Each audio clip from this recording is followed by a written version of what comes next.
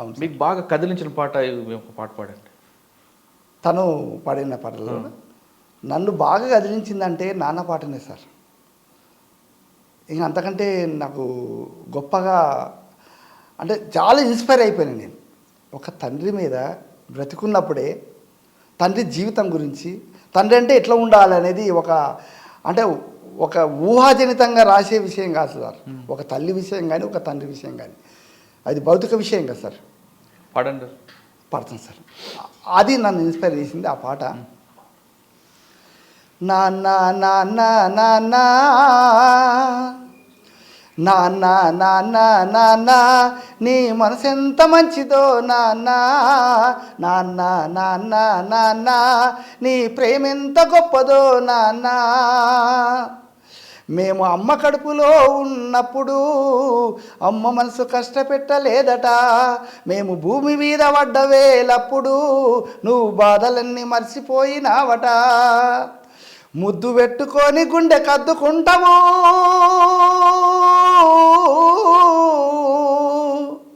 ముద్దు పెట్టుకొని గుండె కద్దుకుంటావు, బారసాల చేసి నువ్వు గౌరంగా చూసుకుంటావు.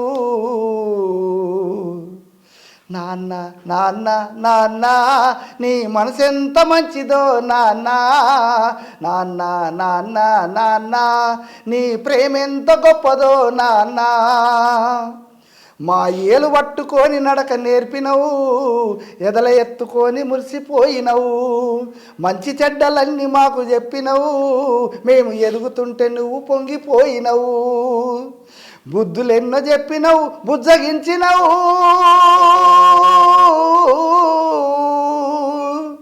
బుద్ధులెన్నో చెప్పినవు, బుజ్జగించినవు, మేము చిన్న తప్పు చేసిన చిరునవ్వుతోనే మన్నించినవు. నాన్న నాన్న నాన్న నీ మనసెంత మంచిదో నాన్న, నాన్న నాన్న నాన్న నీ ప్రేమ ఎంత గొప్పదో నాన్న. కుటుంబ భారమంతా మోసుకొచ్చినవు, బాధ్యతకు మారు పేరైనవు, నీ కష్టమంతా కడుపులోనే దాచుకున్నవు, నీ కన్నీళ్ళు కంటి రెప్ప దాటనీయవు. మేము ఒక్క పూట పస్తులుంటే చూడలేవయా,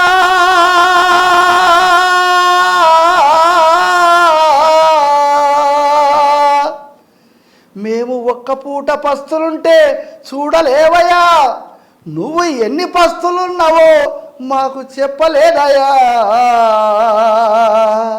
అది నాన్న నాన్న నాన్న నీ మనసెంత మంచిదో నాన్న, నాన్న నాన్న నాన్న నీ ప్రేమ ఎంత గొప్పదో నాన్న.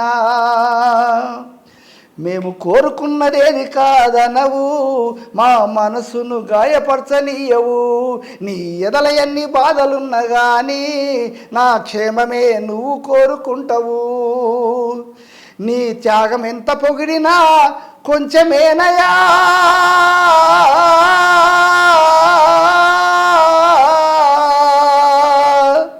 నీ త్యాగం ఎంత పొగిడినా కొంచెమేనయా, త్యాగశీలి నాన్న నీకు పాదాభివందనమయ్యా.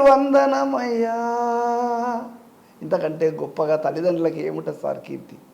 ముఖ్యంగా తండ్రికి ఇంత గర్వకారణమైనటువంటి పాట పుట్టించి తండ్రిని ప్రేమించని వాళ్ళని కూడా తండ్రిని ప్రేమించాలి.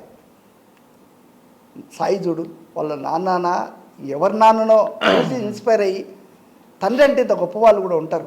తండ్రికి పిల్లల మీద ప్రేమ కూడా ఉంటుంది.